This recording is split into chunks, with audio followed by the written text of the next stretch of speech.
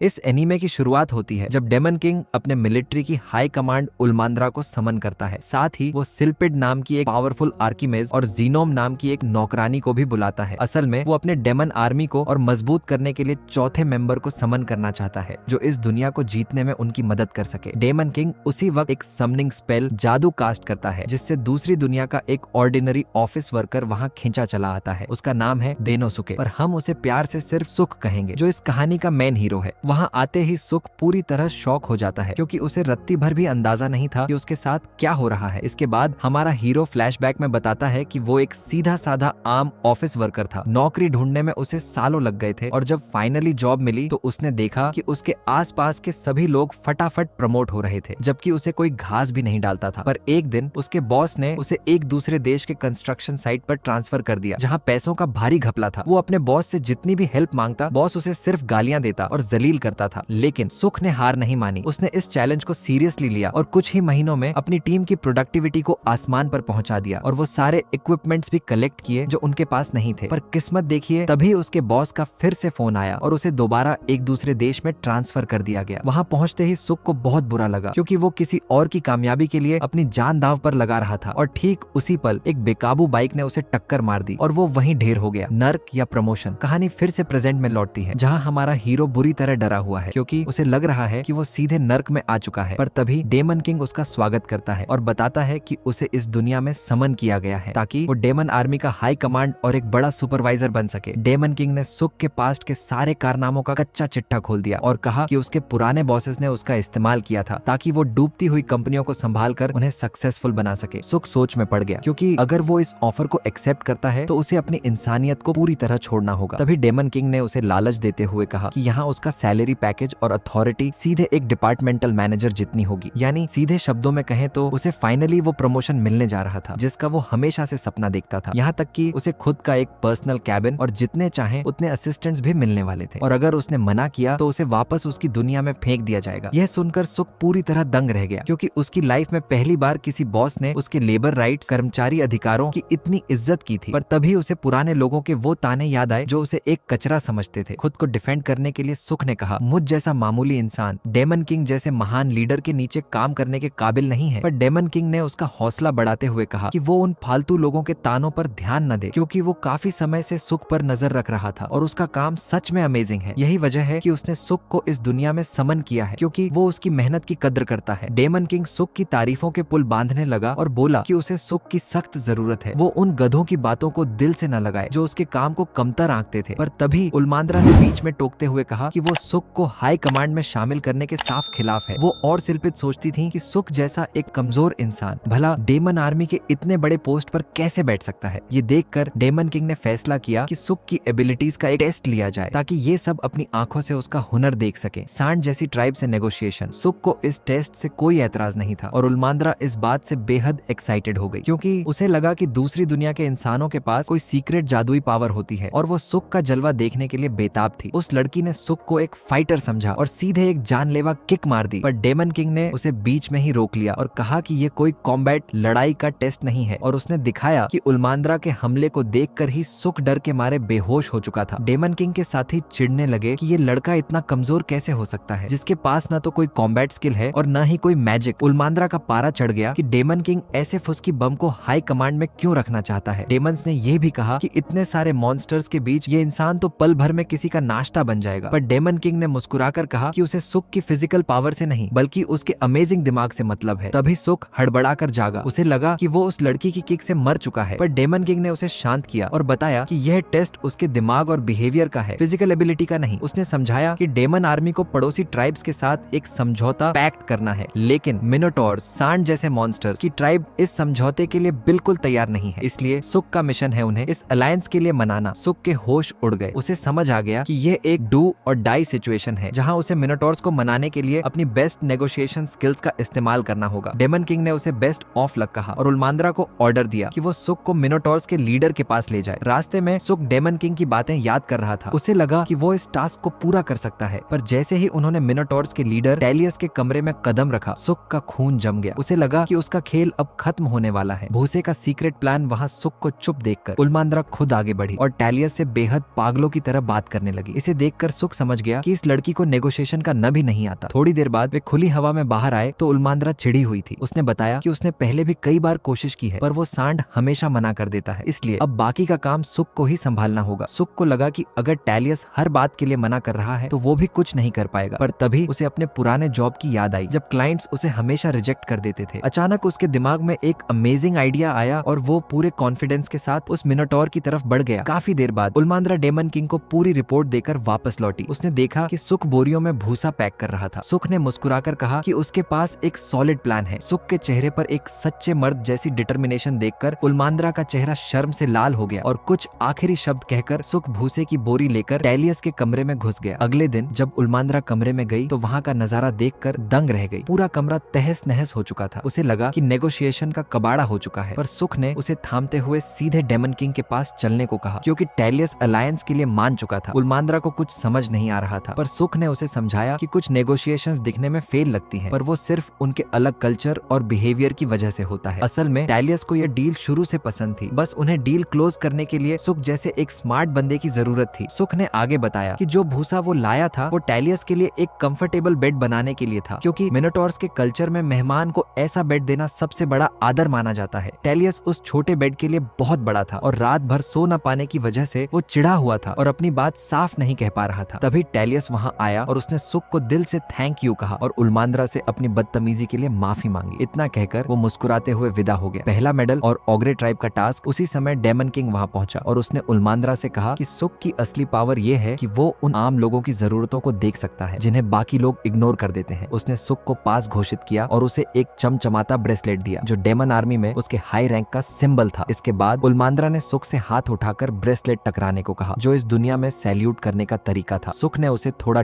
परेशान किया जिससे वो नर्वस हो गई, पर फिर वो उसे आगे का रास्ता दिखाने ले गई। उनके जाते ही डेमन किंग ने सोचा कि भले ही आर्मी के हालात थोड़े खराब हैं, पर सुक इस अंधेरे में उनके लिए एक चमकदार रोशनी साबित होगा। अगले दिन सुक अपने नए केबिन में बैठा था। डेमन आर्मी का ऑर्गेनाइजेशन चार्ट देखकर वो हैरान रह गया, क्योंकि एक डेमन किंग होने के बावजूद उसने अपनी आर्मी को बहुत ही प्रोफेशनल तरीके से मैनेज कर रखा था। कुछ देर बाद सुक सिल्पित से मिलने गया, क्योंकि उसका मानना था कि एक अच्छा वर्किंग एनवायरनमेंट, काम का माहौल होना जरूरी है, पर वहाँ एक असिस्टेंट ने बताया कि वो अपनी सीट पर नहीं है। तभी उल्मांद्रा भागते हुए आई और बोली कि डेमन किंग ने उसे तुरंत बुलाया है। डेमन किंग ने समझाया कि वो काफी समय से ओग्रे दानव ट्राइब के साथ बातचीत की कोशिश कर रहा है। वो ट्राइब इतनी बड़ी और पावरफुल है कि उनकी ताकत सीधे डेमन आर्मी को टक्कर दे सकती है, इसलिए वो सुक को उनके साथ दोबारा रिश्ते बनाने का एक बड़ा टास्क सौंपता है। ये सुनकर उल्मांद्रा थोड़ा शर्माते हुए बोली कि वो भी सुक के साथ जाएगी और सुक को इस पर कोई एतराज नहीं था। रास्ते में सुक ने कहा कि वो पहले जीनोम से मिलने जा रहा है, क्योंकि चार्ट के मुताबिक वो सेमी ह्यूमंस की लीडर थी और चूंकि ऑग्रेस भी उसी कैटेगरी में आते हैं, इसलिए वो उनसे जुड़ी सीक्रेट इन्फॉर्मेशन कलेक्ट करना चाहता था। यह सुनकर उल्मांद्रा को थोड़ी सी जलन हुई और वो बहाना बनाकर रथ तैयार करने चली गई। सुक ने कहा, चलो ठीक है, हम अपना काम डिवाइड कर लेते हैं। ओग्रे ट्राइब का विलेन गोरे जब सुक जीनोम के पास पहुंचा तो उसने समझाया कि ऑग्रेस का लीडर थोड़ा सनकी और डेंजरस है। तभी उल्मांद्रा वहां आ धमकी और जीनोम पर बुरी तरह भड़क गई। साफ था कि वो सुक के करीब आ रही थी और उसे किसी दूसरी औरत का सुक से बात करना बिल्कुल पसंद नहीं था। कुछ घंटों बाद वे दोनों ओग्रे ट्राइब के इलाके में पहुंचे। एक लड़की उन्हें गाइड करते हुए सीधे उनके लीडर के कमरे तक ले गई। सुक वहां का माहौल देख ही रहा था कि उल्मांद्रा ने उसे अलर्ट रहने को कहा, क्योंकि ऑग्रेस जंग के मैदान में बहुत खतरनाक फाइटर्स होते हैं। वे कमरे में दाखिल हुए जहां उनका सामना गुरे नाम के ओग्रे से हुआ। उसने डेमन किंग का मजाक उड़ाते हुए कहा, अगर तुम अलायंस चाहते हो तो पहले अपने बॉस का सिर काटकर मेरे सामने लाओ। यह सुनते ही उल्मांद्रा गुस्से से आगाबूला हो गई, पर सुक ने तुरंत उसे शांत किया और बड़े अदब से गुरे के सामने अपना इंट्रोडक्शन दिया। उसने ओग्रे लीडर को उनका स्वागत करने के लिए थैंक यू कहा और बाहर आ गया। बाहर आते ही उल्मांद्रा का पारा 7वें आसमान पर था, पर सुक ने उसे समझाते हुए कहा कि अगर वे गुस्सा हुए तो गुरे को वही मिल जाएगा जो वो चाहता है। वो जानबूझकर इस रिश्ते को तोड़ना चाहता है ताकि जंग शुरू हो सके। सुक उसे नेगोशिएशन की कुछ क्विक टिप्स दे ही रहा था कि तभी वही ओग्रे लड़की दौड़ती हुई उनके पास आई। उसने अपना नाम लुल्लू बताया, जो खुद गुरे की बेटी थी। उसने अचानक उन दोनों से एक अजीब रिक्वेस्ट की, प्लीज मेरे पिता को उस गद्दी से हटाने में मेरी मदद करो। ये सुनकर दोनों के होश उड़ गए। लुल्लू उन्हें सीधे महल के सीक्रेट गोदाम में ले गई। उसने बताया कि कुछ समय से उनकी आर्मी की हालत खराब है, यहाँ तक कि उन्हें पेट भर खाना भी नहीं मिल रहा है। सुक को इस बात का अंदाजा पहले ही हो गया था, क्योंकि अंदर आते वक्त उसने देखा था कि सैनिकों के हथियार काफी पुराने और घिसे हुए थे। उसने समझाया कि ऐसी चीजें अक्सर उन कंपनियों में होती हैं जो बैंकक्रप्ट, दिवालिया होने की कगार पर होती हैं। शादी का प्रपोजल और कड़क स्ट्रेटेजी। लुल्लू ने रोते हुए कन्फेस किया कि भले ही उसके पिता सबके सामने शेर बनते हो, पर असल में वो बहुत बीमार है। सुक ने तुरंत तुरंत उसे डांटते हुए कहा कि ऐसी सीक्रेट बातें कभी भी अपने दुश्मनों या क्लाइंट्स के सामने रिवील नहीं की जाती। पर लुलू ने मुस्कुराकर सुख का हाथ पकड़ लिया और बोली, मैं जानती हूँ कि आप एक बहुत भले इंसान हैं, इसलिए प्लीज मुझसे शादी कर लीजिए, हम दोनों मिलकर यहाँ के नए लीडर बनेंगे। ये सुनते ही उल्मांद्रा के सीने में जलन की आग भड़क गई। वो बुरी तरह जेलस हो गई, पर लुलू अड़ी रही कि इस देश को सुख जैसे एक समझदार लीडर की जरूरत है। उसने सुख को दीवार से लगा दिया और जैसे ही वो उसे किस करने वाली थी, उल्मांद्रा ने बीच में कूदकर उन्हें अलग कर दिया। कुछ घंटों बाद सुख अकेले बैठकर गुड़े के साथ नेगोशिएशन का एक सॉलिड प्लान सोचने लगा। उसने अपने दिमाग में एक हाइपोथेटिकल केस तैयार किया और उसके चेहरे पर एक अमेजिंग विनर जैसी स्माइल आ गई। वो समझ गया कि डील क्लोज करने की चाबी उसके हाथ लग चुकी है। अगले दिन उल्मांद्रा जब सुख से मिली तो उसने बताया कि वो रास्ते में उसे अपनी लॉन्ग टर्म स्ट्रेटेजी के बारे में समझाएगा। एक हफ्ते बाद खुद गुरे ने उन दोनों को वापस बुलाया और हैरान होकर पूछा, आखिर ऐसा क्या जादू किया है तुमने कि आसपास की सारी छोटी ट्राइब्स तुम्हारी तरफ आ गई हैं? तभी सुख का वो मास्टर प्लान रिवील हुआ। उसने ओग्रे लीडर का ध्यान खींचने के लिए पहले बाकी सारी छोटी मोटे कबीलों को अपने साथ मिला लिया था। गुरे ने सुख की तारीफ करते हुए माना कि यह सच में एक अमेजिंग प्लान था जिसे वो कभी सोच भी नहीं सकता था। सुख जानता था कि कोई बड़ी कंपनी भले ही शुरू में आपकी डील रिजेक्ट कर दे, पर अगर आपके पास ढेर सारे छोटे बिजनेस का सपोर्ट हो तो बड़ी कंपनी को भी झुकना ही पड़ता है। सुख ने सीधे गुर्रे की दुखती रग पर हाथ रखा और कहा कि वो जानता है कि उनकी ट्राइब भुखमरी की कगार पर है और अगर वे डेमन आर्मी से हाथ मिलाते हैं तो वो उन्हें एक लग्जरी लाइफ की गारंटी देता है। यह सुनकर गुरे का गुस्सा भड़क गया, पर सुख यही चाहता था, क्योंकि जब कोई गुस्से में होता है तो उसका दिमाग काम करना बंद कर देता है और यही नेगोशिएटर के लिए बाजी मारने का बेस्ट मौका होता है। सुख ने कहा कि उसे हाँ सुनने की भी जरूरत नहीं है, क्योंकि उसी पल लुलू कमरे में दाखिल हुई और सुख ने बताया कि लुलू ने ही बाकी सेमी ह्यूमन ट्राइब्स को उनके साथ जोड़ने में मदद की है। लुलू ने रोते हुए अपने पिता से कहा कि वो उनसे बहुत प्यार करती है, पर उन्हें यह अलायंस मान लेना चाहिए, क्योंकि वो भले ही एक महान वॉरियर रहे हों, पर अब वो बूढ़े और बीमार हो चुके हैं। सुख ने एक बार फिर बराबरी के सम्मान के साथ अलायंस का ऑफर दिया, जिससे गुरे का घमंड पूरी तरह टूट गया। उसने हार मानते हुए कहा कि उसे थोड़ा सोचने का टाइम चाहिए, पर सुख समझ गया कि बेजी उसके हाथ में आ चुकी है। उसने मीटिंग के लिए थैंक यू कहा और बाहर आ गया। जहरीला जंबर और मास्टर शेफ सो कुछ दिनों बाद उल्मांद्रा खुशी से झूमती हुई आई और बोली कि गुरे नेगोशिएशन फाइनल करने के लिए तैयार है। उस वक्त सुख अपने लिए एक नया सबऑर्डिनेट जूनियर चुनने के लिए कुछ रेज्यूमे चेक कर रहा था। ये देखकर उल्मांद्रा एक दीवानी लड़की की तरह सोचने लगी कि सुख यकीनन उसे ही चुनेगा। पर तभी लुलू ने कमरे में एंट्री की और बताया कि वो इस अलायंस को फाइनल करने के लिए एक मेडिएटर बनकर आई है। लुलू को सुख के करीब देखकर उल्मांद्रा पूरी तरह एक टॉक्सिक गर्लफ्रेंड की तरह बिहेव करने लगी। सुख ने लुलू से पूछा कि क्या वो उसकी जूनियर बनना चाहेगी और लुलू ने खुशी खुशी हाँ कर दी। कुछ घंटों बाद लुलू ने सुख को गुड न्यूज दी कि अलायंस की डील पूरी तरह फाइनल हो चुकी है। यहाँ तक कि डेमन आर्मी और ओग्रे ट्राइब के बीच शांति बनाने के लिए सुख को एक बड़े मेडल से सम्मानित किया जाने वाला था। सुख बेहद खुश हुआ, क्योंकि उसकी लाइफ में पहली बार उसे अच्छे काम के लिए कोई रिवॉर्ड मिल रहा था। तभी उल्मांद्रा उसके लिए लंच लेकर आई, पर खाना देखकर सुख का मूड खराब हो गया, क्योंकि वो बेहद अजीब था। सुख ने कहा कि अब लुलू के आने से उसके पास थोड़ा फ्री टाइम है और वो कुछ अच्छा मीट मांस खाना चाहता है। ये सुनते ही उल्मांद्रा ने कहा कि वो खुद जंगल जाकर शिकार करके लाएगी। वे दोनों पास के एक घने जंगल में पहुंचे, जहां उल्मांद्रा ने बताया कि यहाँ एक ऐसा जाइंट जादुई मॉन्स्टर रहता है जिसने कई ओग्रेस को अपना नाश्ता बना लिया है। सुख समझ गया कि अगर आर्मी के पास खाने की कमी है तो ऐसा खतरनाक मॉन्स्टर सबके लिए एक बहुत बड़ी प्रॉब्लम बन सकता है। तभी उल्मांद्रा को जमीन पर कुछ मशरूम्स मिले। उसे लगा कि ओग्रेस शायद इन्हीं मशरूम्स को कलेक्ट करते वक्त मारे गए होंगे, पर तभी उनके ठीक पीछे एक गगनचुंबी जाइंट जंगली स्वर आधम का। सुख डर के मारे पैनिक हो गया, क्योंकि वो उसके वर्ल्ड के स्वर से कई गुना बड़ा था। वो तुरंत एक पेड़ के पीछे छिप गया और उल्मांद्रा उस मॉन्स्टर से अकेले भिड़ गई। सुख सोचने लगा कि बिना किसी वेपन हथियार के लड़ना कितना रिस्की है। उसके वर्ल्ड के इंसानों ने तो जानवरों को मारने के लिए खतरनाक वेपन्स बना लिए थे, पर यहाँ ये डेमन्स खाली हाथ लड़ रहे थे। तभी उल्मांद्रा ने अपनी सीक्रेट डेमन मैजिक एक्टिव की, जिससे उसकी फिजिकल पावर कई गुना बूस्ट हो गई। उसने उस जाइंट स्वर को उसके सींगों से पकड़ा और एक ही जोरदार झटके में उस मॉन्स्टर का काम तमाम कर दिया। अमेजिंग कुकिंग और एक अनजाना इंसल्ट। इसके बाद वे उस जाइंट स्वर को पास के एक गांव में ले गए, ताकि वहां के गरीब लोग पेट भर मीट खा सके। ग्रामीणों ने थैंक यू कहते हुए उस मॉन्स्टर की एक बड़ी सी लेग उल्मांद्रा को गिफ्ट की। सुख खुश था कि आज उसे कड़क मीट खाने को मिलेगा, पर तभी उल्मांद्रा ने उस पर एक फायरबॉल आग का गोला दागा और बोली, लो तुम्हारा चारकोल रोस्टेड मीट तैयार है। सुख ने जैसे ही उसकी एक बाइट ली, उसका मूड पूरी तरह खराब हो गया, क्योंकि उसका टेस्ट बेहद बकवास और सूखा था। तभी उसके दिमाग में एक मास्टर शेफ वाला आइडिया आया। उसने ग्रामीणों से थोड़ा नमक और मशरूम्स मांगे। उसने अपने वर्ल्ड के स्टाइल में कुकिंग शुरू की और कुछ ही देर में एक अमेजिंग मीट ब्रोशेट और एक कड़क मशरूम सूप तैयार कर दिया। उल्मांद्रा और ग्रामीणों ने जैसे ही उसे टेस्ट किया, उनके होश उड़ गए। उन्होंने अपनी पूरी लाइफ में इतना डिलीशियस और अमेजिंग टेस्ट कभी नहीं चखा था। सुख ने मुस्कुराते हुए उन सबको ये रेसिपी सिखाने का वादा किया। गया। सुख ने उल्मांद्रा को समझाया कि किसी भी कबीले या देश को आगे बढ़ाने के लिए नॉलेज सबसे इंपॉर्टेंट होता है। बिना नॉलेज के वे हमेशा गरीब रहेंगे और कभी प्रोग्रेस नहीं कर पाएंगे। उल्मांद्रा उसकी बात समझ गई और सोचने लगी कि वे दोनों मिलकर इस डेमन किंगडम को दुनिया में सबसे स्ट्रॉन्ग बनाएंगे। काफी रात हो जाने पर उल्मांद्रा ने रास्ता दिखाने के लिए अपने जादुई स्पेल से एक लाइट और रोशनी का गोला बनाया और बताया कि जादुई मॉन्स्टर्स रोशनी से डरते हैं। पर सुख ने उसे टोकते हुए कहा कि उसे हर चीज के लिए मैजिक पर डिपेंड रहना बंद कर देना चाहिए। वो शुरू से अपने साथ कोई अच्छा वेपन या बेहतर आर्मर कवच कैरी कर सकती थी। इन सीधे साधे शब्दों ने उल्मांद्रा के डेमन ईगो घमंड को ठेस पहुंचा दी। उसने चिढ़कर कहा कि तो फिर तुम यहीं रुको, मैं सुबह अकेले ही महल लौटूंगी। और बिना दोबारा सोचे वो गुस्से में तेजी से वहां से चली गई। सुख उस घने अंधेरे जंगल में अकेला रह गया और डर के मारे पैनिक होने लगा। अगले दिन सुख ने डेमन किंग को उल्मांद्रा के साथ हुए इस झगड़े की पूरी रिपोर्ट दी। सुख गिल्ट में था। उसे लगा कि वो इस हाई कमांड के पोस्ट के काबिल नहीं है, इसलिए वो अभी रिजाइन करने के लिए तैयार था। पर डेमन किंग ने बड़े प्यार से उसका इस्तीफा रिजेक्ट कर दिया और उसे ऑर्डर दिया कि वो जाकर उल्मांद्रा को मनाए और पैचअप करे, क्योंकि ये उनके लिए एक दूसरे के कल्चर को और करीब से समझने का एक बेस्ट मौका था। कल्चरल शॉक और उल्मांद्रा का रोना कुछ घंटों बाद। सुख शहर के बीचों बीच एक बेंच पर बैठकर सोच रहा था कि आखिर उल्मांद्रा उससे इतनी बुरी तरह क्यों चिढ़ गई। उसने सोचा कि इस वर्ल्ड में डेमंस और सेमी ह्यूमंस एक दूसरे के बिल्कुल अपोजिट हैं। उसे लगता था कि डेमंस बहुत सिविलाइज्ड सभ्य होंगे और सेमी ह्यूमंस बिल्कुल जंगली, पर यहाँ का सच बिल्कुल उल्टा था। तभी उसने इस वर्ल्ड की एक हिस्ट्री बुक निकाली और पढ़ते ही उसका खून जम गया। उसे समझ आया कि उसके शब्दों ने उल्मांद्रा का कितना बड़ा इंसल्ट किया था। डेमंस इस वर्ल्ड में बहुत कम कपड़े पहनते थे और वे आर्मर इसलिए नहीं पहनते थे क्योंकि उनकी मस्कुलर बॉडी ही उनकी सीक्रेट मैजिकल पावर का सिंबल होती थी। और सुख ने उसे आर्मर पहनने की सलाह देकर सीधे शब्दों में कह दिया था कि तुम एक बेहद कमजोर और फुसकी डेमन हो। सुख को पसीना आ गया। उसे समझ आया कि एक कल्चरल शॉक, सांस्कृतिक अंतर की वजह से उसने अनजाने में उल्मांद्रा को कितना बड़ा धोखा दे दिया था और अपनी सारी नेगोशिएशन स्किल्स के बावजूद वो एक न्यूबी, शुरुआती जैसी बड़ी गलती कर बैठा था। सीन बदलता है। जहाँ लुलू लकड़ी काट रही थी तभी उसने देखा कि उल्मांद्रा वहाँ खड़ी थी। वो लुलू को गले लगाकर बच्चों की तरह फूट फूट कर रो रही थी। वे दोनों तुरंत कमरे के अंदर गईं, जहाँ लुलू ने उसे समझाया कि ये यकीनन एक बड़ा मिसअंडरस्टैंडिंग, गलतफहमी है, क्योंकि उल्मांद्रा सिर्फ सुख से अपनी तारीफ सुनना चाहती थी। लुलू ने कहा कि सुख के कल्चर के हिसाब से बॉडी शो करना कोई तारीफ की बात नहीं है, बल्कि उसके लिए ऐसा हुलिया एक परवर्ट जैसा है। उल्मांद्रा तुरंत डिफेंसिव मोड में आ गई और बोली, ऐसा कैसे हो सकता है, मेरे सारे मेन पार्ट्स तो कवर्ड, ढके हुए हैं। पर अगले ही पल उसे अपनी गलती का एहसास हुआ और वो रोने लगी कि उसे इम्प्रेस करने के उसके सारे पैंतरे उल्टे पड़ रहे थे। उसने लुल्लू से हेल्प मांगी तो लुल्लू ने याद दिलाया कि सुख ने उस दिन कहा था कि वो जैसी है वैसी ही रहे, उसे किसी नाटक की जरूरत नहीं है। वो सुख के सामने बिल्कुल नॉर्मल रहे क्योंकि सुख उसे कभी जज नहीं करेगा। अगले सीन में सुख अपने पुराने वर्ल्ड की यादों में खोया था, जब वो अपने फेवरेट बार में जाकर शेफ के हाथ की अमेजिंग ड्रिंक्स और खाने का लुत्फ उठाता था, जहाँ शेफ उसका एक अच्छा दोस्त बन चुका था। प्रेजेंट में लौटते हुए सुख पूरी स्पीड से दौड़ रहा था क्योंकि उसके दिमाग में उल्मांद्रा को मनाने का एक बहुत ही रोमांटिक और अमेजिंग आइडिया आ चुका था। उसी समय उल्मांद्रा भी सुख को ही ढूंढ रही थी ताकि वे बात करके मामला सुलझा सके। कुछ देर भटकने के बाद वे दोनों आमने सामने आ गए। सुख ने उसे देखते ही कहा कि वो आज बहुत ही सेक्सी लग रही है, जिससे उल्मांद्रा झेप गई और बोली कि वो कोई वैसी लड़की नहीं है जैसा सुख समझ रहा है, वो तो बस उसकी तारीफ सुनना चाहती थी। उस पल माहौल थोड़ा सा शर्मीला हो गया और वे दोनों एक दूसरे की बातें सुनकर पूरी तरह नर्वस हो गए। जब उल्मांद्रा ने देखा कि सुख ने आगे बढ़कर उससे माफी मांगी और डेमंस के कल्चर के बारे में पूरी रिसर्च की, तो सुख की इस क्यूटनेस पर उसका दिल आ गया और वो शर्मा गई। उसने भी सुख को जंगल में अकेला छोड़ने के लिए दिल से माफी मांगी। सुख ने माहौल को लाइट करते हुए कहा कि अब जब वे एक दूसरे को समझ चुके हैं तो वे एक बहुत ही अमेजिंग वर्किंग पार्टनर, बढ़िया जोड़ी साबित होंगे। ये सुनते ही उल्मांद्रा का चेहरा पूरी तरह टमाटर जैसा लाल हो गया और वो मन ही मन सुख के साथ कुछ कड़क रोमांटिक सपने देखने लगी। कुछ घंटों बाद सातों ट्राइब्स के लीडर्स के सामने डेमन किंग ने सुख को स्टेज पर बुलाया और सारी ट्राइब्स को यूनाइटेड करने के लिए उसकी जमकर तारीफ की। उसने सुख को एक बेहद कीमती और रेयर मैजिक स्टोन, जादुई रत्न, मेडल के तौर पर गिफ्ट किया। सुख ने उसे एक्सेप्ट किया, पर बड़े ही हम्बल, विनम्र तरीके से वो उल्मांद्रा के पास गया और वो मेडल उसके हाथों में सौंपते हुए बोला, इस पर जितना मेरा हक है उतना ही तुम्हारा भी है। ये देखते ही उल्मांद्रा पूरी तरह शॉक रह गई और लुलू ने पीछे से मुस्कुराते हुए सुख की नादानी पर सिर पकड़ लिया, क्योंकि सुख नहीं जानता था कि इस दुनिया के कल्चर में किसी लड़की को मैजिक स्टोन गिफ्ट करने का सीधा मतलब होता है शादी का प्रपोजल, मैरिज प्रपोजल। उल्मांद्रा ने शर्माते हुए धीरे से कहा, ऐसे प्रपोजल्स किसी एकांत जगह पर दिए जाते हैं, तुम्हें थोड़ा और रोमांटिक होना चाहिए था। अगले दिन डेमन किंग ने सुख को दोबारा अपने ऑफिस में बुलाया। सुख को लगा कि उसने फिर कोई गड़बड़ कर दी है और वो माफी मांगने लगा, पर डेमन किंग ने उससे डेमंस और सेमी ह्यूमंस के रिश्तों पर उसकी राय मांगी। सुख ने साफ शब्दों में कहा कि सेमी ह्यूमंस इस वर्ल्ड में थोड़े बैकफुट पर हैं, क्योंकि डेमंस के पास गॉड लेवल मैजिक है, जबकि सेमी ह्यूमंस के पास कोई मैजिक नहीं होता, इसलिए उन्हें सर्वाइव करने के लिए बहुत कड़ी ट्रेनिंग ट्रेनिंग करनी पड़ती है। डेमन किंग ने ठंडी सांस लेते हुए कहा कि इसी वजह से सेमी ह्यूमंस खुद को कमजोर समझते हैं, इसलिए वो सुक को एक नया मिशन सौंपता है, कोई ऐसा रास्ता निकालो जिससे सेमी ह्यूमंस भी मैजिक यूज कर सकें। सुक के होश उड़ गए। उसने कहा कि यह टास्क पूरी तरह इम्पॉसिबल है क्योंकि वो खुद एक इंसान है और उसे मैजिक का भी नहीं आता। पर डेमन किंग ने एक मिस्ट्री सीक्रेट रिवील किया कि इस मिशन को पूरा करने की चाबी उन्हीं मैजिक स्टोन क्रिस्टल्स में छिपी है। उसने सुक को एक क्रिस्टल दिया और बताया कि इस रिसर्च में उसकी हेल्प करने के लिए उसने एक टॉप मैजिक रिसर्चर को अपॉइंट किया है और वो कोई और नहीं बल्कि खुद आर्किमेद सिल्पिद थी। सिल्पिद का सीक्रेट लैब। कुछ देर बाद सुक समझ गया कि इन क्रिस्टल्स के अंदर डेमंस का कंप्रेस्ड मैजिक स्टोर होता है। वो सीधे अपने ऑफिस आया और उसने लुलू से पूछा कि क्या सेमी ह्यूमंस इन क्रिस्टल्स के जरिए मैजिक यूज कर सकते हैं। लुलू ने बताया कि थ्योरी के हिसाब से यह पॉसिबल है, पर उनके पास वो एक्टिवेशन स्किल्स होनी चाहिए जिससे क्रिस्टल की पावर बाहर आ सके, वरना वो सिर्फ एक शो पीस पत्थर ही रहेगा। यह सुनकर वे दोनों सिल्पिद के कमरे की तरफ बढ़े, पर हमेशा की तरह उस असिस्टेंट ने उन्हें रोक दिया। सुक ने कहा कि वो डेमन किंग के सीधे ऑर्डर्स पर सिल्पिद से मिलने आया है, पर जैसे ही उस असिस्टेंट ने सुक के मुंह पर दरवाजा बंद करना चाहा, सुक ने चालाकी से अपना पैर दरवाजे के बीच में फंसा दिया और जोर देकर कहा कि वो सिर्फ सिल्पिद से मिलकर ही जाएगा। दूसरी तरफ उल्मांद्रा दूर खड़ी यह सब देख रही थी और उसे लगा कि सुक एक नंबर का प्लेबॉय, महिला मित्र बनाने वाला है जो सरेआम एक दूसरी औरत के कमरे में घुस रहा था। कमरे के अंदर जाते ही सुक ने उस असिस्टेंट को गौर से देखा और मुस्कुराकर बोला, तुम्हारा नाटक अब खत्म हुआ, मैं जानता हूँ कि तुम ही सिल्पिद हो। उसने उसके सामने 3 ऐसे सॉलिड रीजंस रखे जिससे उस लड़की का झूठ पूरी तरह पकड़ा गया। कोई और रास्ता न देखकर उस लड़की ने अपना भेष हटाया और कन्फेस किया कि हाँ, वही आर्किमेद सिल्पिद है जो लोगों से बचने के लिए बाहर एक फेक भेष बनाकर रहती थी। सुक ने उससे मैजिक स्टोर्स के बारे में पूछा तो सिल्पिद ने मुस्कुराकर अपनी दराज से एक कस्टमाइज्ड मैजिक क्रिस्टल निकाला जिसके जरिए कोई भी नॉर्मल इंसान उसके अंदर स्टोर किए गए स्पेल्स, जादू को सीधे एक्टिवेट कर सकता था। सुक एक्साइटेड हो गया कि डेमन किंग का टास्क तो पहले से ही पूरा है। उसने कहा कि वे इसे मास प्रोडक्शन, भारी मात्रा में बनाना करके हर जगह बांट देंगे। पर तभी सिल्पिद ने एक तगड़ा झटका दिया कि ऐसा सिर्फ एक क्रिस्टल बनाने में पूरे राज्य की आधी दौलत खर्च हो जाती है। उसी पल सुक को डेमन किंग के असली मिशन का एहसास हुआ। उन्हें सिर्फ वो डिवाइस नहीं चाहिए था बल्कि उन्हें उसे बेहद कम दाम, लो कॉस्ट पर मास प्रोड्यूस करना था। सिल्पिद ने साफ मना कर दिया कि वो इस फालतू के प्रोजेक्ट में अपना एक भी सिक्का वेस्ट नहीं करेगी और उसने सुक को क्विट, हार मानने करने को कहा। पर सुक ने अपने बिजनेस स्किल्स का इस्तेमाल करते हुए कहा, अगर एक क्रिस्टल में ढेर सारे स्पेल्स डालने से कॉस्ट बढ़ रही है तो हम एक क्रिस्टल में सिर्फ एक ही स्पेल डालेंगे। इस सिंगल स्पेल थ्योरी को सुनकर सिल्पिद दंग रह गई क्योंकि आज तक किसी भी डेमन ने इतनी प्रैक्टिकल बात नहीं सोची थी। इससे बनाने का खर्च कई गुना कम होने वाला था। वो इतनी इम्प्रेस हुई कि उसने कहा कि वो पूरी रात इस मैजिक टूल पर काम करेगी और सुक को भी उसका साथ देना होगा और वो उसे खींचकर सीधे अपनी सीक्रेट लैब में ले गई। बाहर खड़ी उल्मांद्रा दोनों को रात के अंधेरे में कमरे में बंद होते देख गुस्से से पागल हो रही थी। अगली सुबह सिल्पिद बेहद एक्साइटेड थी। उसने सिर्फ एक रात की कड़ी मेहनत के बाद वो न्यू मैजिक गैजेट तैयार कर लिया था। उसने सुक को बताया कि घटिया क्वालिटी, लो क्लिटी के क्रिस्टल्स का इस्तेमाल करके वे इसे बेहद कम दाम पर मास प्रोड्यूस कर सकते हैं। सुक रात भर जागने की वजह से बुरी तरह थक चुका था और थोड़ा आराम करना चाहता था, पर जैसे ही उसने दरवाजा खोला उल्मांद्रा ने सीधे उसके मुंह पर एक जोरदार पंच जड़ दिया। उसने गुस्से में चिल्लाकर पूछा, तुम पूरी रात इस लड़की के साथ कमरे में क्या गुल खिला रहे थे? तभी सिल्पिद एक नए सूट में बाहर आई और मासूमियत से बोली, अरे यहाँ तो कोई लड़की है ही नहीं। उसी समय लुलू एक लिलिन नाम की डेमन सैनिक के साथ वहाँ पहुंची और उसने एक बड़ी इमरजेंसी की खबर दी कि आसमान से उड़ने वाले खूंखार बर्ड मॉन्स्टर्स ने कई गांवों पर हमला कर दिया है। वे तुरंत उल्मांद्रा को लेकर रवाना हो गए और सिल्पिद ने सुक से कहा कि अपने इस न्यू मैजिक डिवाइस को टेस्ट करने का इससे बेस्ट मौका नहीं मिलेगा। वे सीधे जंग के मैदान में पहुंचे जहां सिल्पिद ने सुक को वो न्यू गैजेट थमाया और उसे एक्टिवेट करने की ट्रिक समझाई। सुक ने जैसे ही बटन दबाया, कमाल हो गया, उसके हाथ से एक कड़क फायरबॉल, आग का गोला बाहर निकला। तभी आसमान से वे खूंखार बर्ड मॉन्स्टर्स उन पर झपटे। सुक लगातार उन पर फायरबॉल्स दागने लगा, पर जैसा कि डर था, लो क्वालिटी क्रिस्टल्स होने की वजह से वो डिवाइस बीच में ही क्रैश होकर टूट गया। वे मॉन्स्टर्स सुक पर भारी पड़ने लगे, पर सही समय पर सिल्पिद ने बीच में कूदकर अपनी पावर से उन मॉन्स्टर्स को खदेड़ दिया। सिल्पिद थोड़ी निराश हो गई क्योंकि उसे लगा था कि उसका यह एक्सपेरिमेंट पहली बार में ही परफेक्ट काम करेगा। बर्ड मॉन्स्टर्स का कड़क सफाया। उसी रात वे दोनों पास के एक छोटे से गांव में रुके जहां सुक ने अपने वर्ल्ड के स्टाइल में एक कड़क डिनर तैयार किया। खाने के दौरान सिल्पिद ने अपना मास्क हटाया और वे बातें करने लगे। उसने बताया कि भले ही ये सेमी ह्यूमंस जंग में कमजोर हैं, पर वे दिल के बहुत साफ और हमेशा खुश रहने वाले लोग हैं जिन्हें देखकर उसे अपनी पुरानी लाइफ की याद आती है। सिल्पिद ने फ्लैशबैक में बताया कि उसका जन्म एक अमीर मर्चेंट व्यापारी फैमिली में हुआ था, पर उसने अपना घर छोड़ दिया था। सफर के दौरान वो खुद मैजिक यूज नहीं कर पाती थी और इन्हीं सीधे साधे गरीब ग्रामीणों ने हमेशा उसकी हेल्प की थी। तभी से उसने कसम खाई थी कि वो ऐसे जादुई टूल्स बनाएगी जिससे कमजोर लोग भी अपनी हिफाजत कर सकें। सुक ने उसकी बात से एग्री किया और कहा कि उन्हें बस ऐसा तरीका ढूंढना है जिससे क्रिस्टल की पावर बार बार वेस्ट ना हो। तभी सुक के के दिमाग में एक और अमेजिंग आइडिया आया। उसने सिल्पित से रिक्वेस्ट की कि वो रात भर में ऐसे 10 और लो कॉस्ट डिवाइसेस तैयार कर दे, क्योंकि उसके पास इस जंग को जीतने का एक फुल प्रूफ प्लान था। अगले दिन वे दोनों दोबारा जंग के मैदान में खड़े थे और वे खूंखार बर्ड मॉन्स्टर्स दोबारा आसमान से उनकी तरफ बढ़ रहे थे। पर इस बार सुख ने उन 10 क्रिस्टल्स को हवा में फायर करने के बजाय सीधे जमीन के अंदर गाड़ दिया था। जैसे ही मॉन्स्टर्स पास आए, सुख ने उन क्रिस्टल्स को एक्टिवेट कर दिया, जिससे जमीन से एक ऐसी अजीब और कानों को बहरा कर देने वाली फ्रीक्वेंसी निकली जो उन मॉन्स्टर्स के लिए इतनी इरिटेटिंग थी कि वे सारे दुम दबाकर पूरी स्पीड से वहां से भाग खड़े हुए। उनकी ये अमेजिंग जीत देखकर डेमन किंग बेहद खुश हुआ। जब वे महल पहुंचे और पूरी रिपोर्ट दी कि बिना किसी मैजिक पावर को वेस्ट किए वे इन मॉन्स्टर्स को हमेशा के लिए भगा सकते हैं, यानी सीधे शब्दों में कहें तो उन्होंने बेहद कम खर्च में एक बहुत ही एफिशिएंट कामयाब हथियार बना लिया था। डेमन किंग ने सिल्पित को ऑर्डर दिया कि वो इसे मास प्रोड्यूस करके हर गांव में लगवाए ताकि सारे नागरिक सेफ रह सके। कुछ घंटों बाद सुख सिल्पित से मिलने गया, जहां सिल्पित ने उसकी इस अमेजिंग बिजनेस बुद्धि के लिए उसे थैंक यू कहा, क्योंकि सुख की वजह से उसका टूटता हुआ भरोसा दोबारा वापस आ गया था। जाने से पहले उसने सुख को एक स्पेशल अपग्रेडेड क्रिस्टल गिफ्ट किया, जिससे वो अकेले ही 300 फायरबॉल्स दाग सकता था। उसने सुख को सैल्यूट किया और कहा कि फ्यूचर में अगर उसे कभी भी कोई हेल्प चाहिए हो तो वो हमेशा उसके साथ खड़ी है। थोड़ी देर बाद सुख जैसे ही अपने ऑफिस पहुंचा, उल्मांद्रा ने अनजाने में जोर से दरवाजा खोला, जो सीधे सुख के मुंह पर जा लगा। वो बेचारी माफी मांगने लगी कि उसे नहीं पता था कि वो सिल्पित के साथ सिर्फ रिसर्च कर रहा था। पर जब उसने सुख के हाथ में वो स्पेशल गिफ्ट देखा तो वो फिर से जेलस हो गई कि सुख का ध्यान सिर्फ उसी लड़की पर है। पर चोट लगने की वजह से वो चुपचाप सुख की हेल्प करने लगी। कुछ दिनों बाद सुख अपने केबिन में बैठा ही था कि तभी जीनोम वहां आई और हमेशा की तरह उल्मांद्रा के साथ उसकी कैट फाइट बहस शुरू हो गई। सुख ने ठंडी सांस ली और खिड़की के बाहर देखने लगा। अब इस वर्ल्ड के लिए उसका नजरिया पूरी तरह बदल चुका था। शुरू में वो इस डेमन आर्मी से बुरी तरह डरता था, पर आज वो यहाँ बिना किसी प्रॉब्लम के एक टॉप मैनेजर की तरह काम संभाल रहा था, बिल्कुल अपने वर्ल्ड की तरह। और सबसे अमेजिंग बात ये थी कि यहाँ का डेमन किंग उसका एक खूसट बॉस नहीं था, बल्कि वो उसके लेबर राइट्स की इज्जत करता था और उसे एक वैल्यूएबल एम्प्लॉय समझता था। कुछ देर बाद सुख और उल्मांद्रा शहर के लोकल मार्केट बाजार में घूमने गए। सुख ने उल्मांद्रा को देखा, जो आज रोज से हटकर एक बहुत ही अमेजिंग और खूबसूरत ड्रेस पहनकर आई थी। सुख ने जैसे ही उसकी तारीफ की, उल्मांद्रा शर्मा गई। उसने याद किया कि जब उसने इस मार्केट विजिट के बारे में लुलू को बताया था तो वो पहले की तरह बिना कपड़ों के जाने वाली थी, पर लुलू ने उसे वार्न किया कि सुख के वर्ल्ड के कल्चर में ये बिल्कुल अपोजिट है और लुलू की बदौलत ही आज उल्मांद्रा इतनी प्यारी ड्रेस पहनकर आई थी। कहानी प्रेजेंट में लौटती है। उल्मांद्रा ने सुख को थैंक यू कहा, पर वो थोड़ी निराश भी थी, क्योंकि उसे लगा था कि यह एक रोमांटिक डेट है। पर सुख यहाँ सिर्फ मार्केट की इकोनॉमी, अर्थव्यवस्था को स्टडी करने आया था। वे एक दुकान पर पहुंचे जहाँ के मर्चेंट ने सुख को तुरंत पहचान लिया। सुख समझ गया कि मार्केट के बड़े व्यापारियों में उसका नाम काफी फेमस हो चुका है, क्योंकि वे सुख की बिजनेस आइडियाज से अपने प्रोडक्ट्स को प्रमोट करना चाहते थे। उस मर्चेंट ने उन्हें असली सोने से बनी कुछ अमेजिंग चीजें दिखाई, जिन्हें देखकर दोनों दंग रह गए। तभी सुख की नजर सोने के 2 खूबसूरत कप्स पर पड़ी, जो उसे बहुत पसंद आए और उसने उन्हें तुरंत खरीद लिया। उल्मांद्रा मन ही मन फिर से शादी के सपने देखने लगी, पर सुख ने वो कप्स सिर्फ उनके डिजाइन की स्टडी करने के लिए खरीदे थे। चिमोसू का स्कैम और मूंगफली का जादू। रास्ते में सुख ने उल्मांद्रा को समझाया कि जब से ट्राइब्स हमारे साथ जुड़ी हैं, मार्केट में गुड्स एंड सर्विसेज, सामान और सेवाएं का एक्सचेंज तो बढ़ गया है, पर अभी भी फूड शॉर्टेज, खाने की कमी एक बहुत बड़ी प्रॉब्लम है। उल्मांद्रा ने कहा कि उसने एक बड़े व्यापारी से बात की है, पर वो कोई खास जानकारी नहीं दे पाया। सुख उसे सप्लाई एंड डिमांड, मांग और आपूर्ति का बिजनेस रूल समझाने लगा, पर उसने वार्न किया कि अगर उन्होंने कोई भी गलत कदम उठाया तो मर्चेंट गिल्ड, व्यापारी संघों के साथ उनके रिश्ते खराब हो सकते हैं। पर सुख जानता था कि वे एक एक करके हर प्रॉब्लम का सॉलिड सॉल्यूशन ढूंढ निकालेंगे। सुख ने कहा कि आज की रिसर्च खत्म हो चुकी है और अब वे थोड़ा फ्री हैं। उल्मांद्रा खुश हो गई कि फाइनली उनकी डेट शुरू होने वाली है, पर तभी जीनोम बीच में आ धमकी और उसकी सारी उम्मीदों पर पानी फिर गया। उल्मांद्रा का गुस्सा 7वें आसमान पर था, पर जीनोम ने बताया कि वो यहाँ अपनी ट्राइब के एक स्पेशल ट्रेडिशन, परंपरा के लिए कुछ गिफ्ट्स खरीदने आई है। तभी कुछ लोकल मर्चेंट्स दौड़ते हुए जीनोम के पास आए और मदद की भीख मांगने लगे। उन्होंने बताया कि वे सालों से एक स्पेशल ट्रेडिशनल स्वीट चिमोसू बेच रहे हैं, पर टाइम के साथ उनकी सेल्स बिल्कुल 0 हो चुकी थी। कल एक बड़े मर्चेंट ने उन्हें एक बहुत बड़ा ऑर्डर दिया, जिससे वे बेहद खुश थे और उन्होंने रात भर जागकर 300 चिमोसू तैयार किए। पर आज सुबह उस मर्चेंट ने चालाकी से अपना ऑर्डर कैंसिल कर दिया, जिससे वे पूरी तरह बर्बाद होने की कगार पर थे, क्योंकि चिमोसू बहुत जल्द सड़ जाता था। सुख ने आगे बढ़कर उस चिमोसू को टेस्ट किया और कंफर्म किया कि यह सिर्फ एक दिन और टिक सकता है। उसने उन रोते हुए व्यापारियों को ढांढस बंधाया कि वो इस प्रॉब्लम को चुटकियों में सॉल्व कर देगा। जीनोम ने मुस्कुराकर उन मर्चेंट्स को सुख के भरोसे छोड़ा और चली गई। सुख ने उन व्यापारियों से कहा कि आज शाम तक वे इन सभी 300 चिमोसू को बेचकर रहेंगे। उसने नोटिस किया कि यह चिमोसू काफी हद तक उसके वर्ल्ड के मोची जैसा था, जिसका फ्लेवर बहुत ही लाइट लाइट हल्का था, इसलिए इसे किसी भी दूसरे डिश के साथ आसानी से कंबाइन किया जा सकता था। सुख ने तुरंत काम को डिवाइड किया और उल्मांद्रा को बाकी व्यापारियों से बात करने के लिए भेजा। कुछ देर बाद सुख हाथ में एक बड़ा ड्रम तंबूरा लेकर शहर की सड़कों पर निकल पड़ा। उसने जीनोम से सुनी उस रुआ परंपरा की कहानी को अपनी बिजनेस बुद्धि से थोड़ा सा ट्विस्ट किया और उसे पावर ऑफ लव, प्यार की ताकत से जोड़ दिया। उसने सरेआम अनाउंस किया, सुनो शहर के नौजवानों, अगर आज की इस खूबसूरत चांद की रात में आप अपने पार्टनर के साथ ये स्पेशल चिमोसू शेयर करते हैं तो आपकी मोहब्बत हमेशा के लिए अमर हो जाएगी और आपकी हर विश पूरी होगी। ये सुनते ही शहर के युवाओं में खलबली मच गई। सुख खुश था कि जीनोम से मिली वो सीक्रेट इन्फॉर्मेशन काम आ गई। व्यापारियों ने तुरंत चिमोसू के काउंटर्स लगा दिए और देखते ही देखते वहाँ खरीदारों की एक बहुत बड़ी भीड़ उमड़ पड़ी। उल्मांद्रा ये देखकर हैरान थी क्योंकि इस चिमोसू को सिर्फ बूढ़े लोग ही खाते थे, पर आज वहाँ सिर्फ यंग कपल्स की लाइन लगी थी। सुख ने हंसकर उसे समझाया कि इसे बिजनेस की भाषा में प्रोडक्ट रिपोजिशनिंग कहते हैं, जहाँ प्रोडक्ट वही रहता है, बस उसकी पैकेजिंग और मार्केटिंग को नए जमाने के हिसाब से अडॉप्ट कर दिया जाता है। उल्मांद्रा सुख के इस टैलेंट को देखकर उसे एक गॉड लेवल जीनियस मानने लगी। पर सुख का बिजनेस माइंड तो अब इस चिमोसू की फ्रेंचाइजी पूरे किंगडम में खोलने के सपने देख रहा था। शाम तक 350 चिमोसू बिक चुके थे और व्यापारियों ने रोते हुए सुख के पैर पकड़ लिए और उसे थैंक यू कहा। सुख ने कहा कि इसमें कुछ क्रेडिट जीनोम का भी है क्योंकि उसके कहने पर भी कई लोग आए थे। जब सुख ने देखा कि उल्मांद्रा फिर से जेलस हो रही है तो उसने उसकी तारीफ करते हुए कहा कि आज जब सेमी ह्यूमंस ने एक डेमन लड़की को उनकी दुकान पर हेल्प करते देखा तो डेमंस के लिए उनकी नफरत पूरी तरह खत्म हो गई। तभी उन व्यापारियों ने गिफ्ट के तौर पर उन्हें 2 चिमोसू दिए। सुख एक टेबल पर बैठा और उसने बड़े प्यार से वो सोने का कप उल्मांद्रा की तरफ बढ़ाते हुए कहा, ये तुम्हारे लिए। उल्मांद्रा का दिल जोर से धड़कने लगा क्योंकि उसके डेमन कल्चर के हिसाब से ये सुख की तरफ से उसे दिया गया दूसरा मैरिज प्रपोजल था। माहौल पूरी तरह रोमांटिक हो चुका था। उल्मांद्रा ने शर्माते हुए पूछा, सुख इस चिमोसू को खाते वक्त तुम्हारी क्या विश है? सुख जो एक नंबर का वर्कहॉलिक, काम का दीवाना था, उसने आंखें बंद करके कहा, बस दुआ करो कि मेरा अगला बिजनेस प्रोजेक्ट एक बहुत बड़ा ब्लॉकबस्टर सक्सेस साबित हो। ये सुनते ही उल्मांद्रा का मूड पूरी तरह खराब हो गया और उसने गुस्से में उसे डांटना शुरू कर दिया। कुछ घंटों बाद सुख पूरे कॉन्फिडेंस के साथ डेमन किंग के केबिन में दाखिल हुआ ताकि वो अपनी इस अमेजिंग विनर रिपोर्ट को उसके सामने पेश कर सके। और यहीं पर एनीमे का पहला पार्ट खत्म होता है।